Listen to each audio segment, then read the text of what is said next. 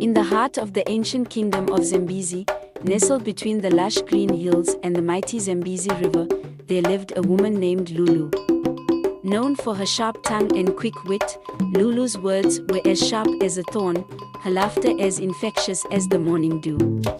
Yet, beneath her playful exterior, Lulu harbored a deep-seated insecurity, a fear of being overlooked or ignored.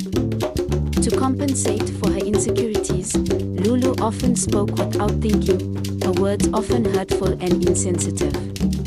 She gossiped about her neighbors, mocked her friends' shortcomings, and criticized her family's choices.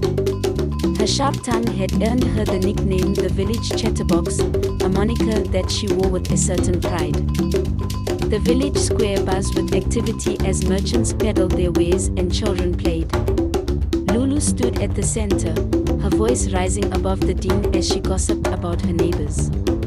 Her words, though often hurtful, were delivered with such charm that people couldn't help but listen. Yet, behind her confident facade, Lulu's eyes darted nervously, seeking validation in the laughter of others. One day, as the sun set over the kingdom, casting a golden glow over the village, a wise elder named Kosi approached Lulu. His eyes, deep with wisdom, reflected concern.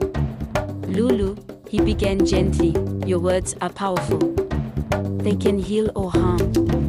Be mindful of how you use them."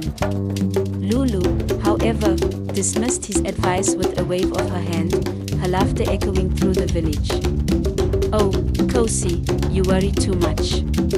It's all in good fun."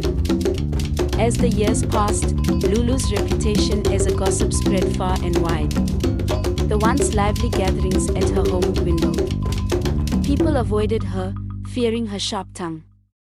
Even her closest friends began to distance themselves, tired of her constant criticism. Lulu, feeling increasingly isolated, became even more bitter and defensive.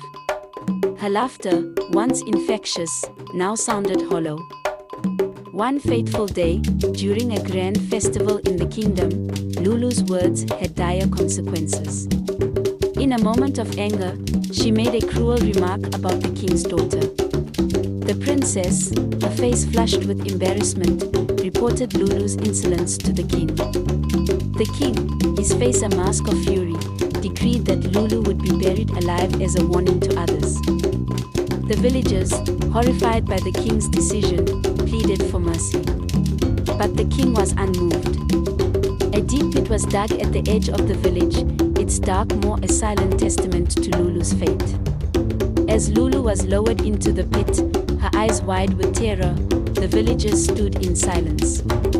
The dirt was piled on top of her, each shovelful a reminder of the power of words.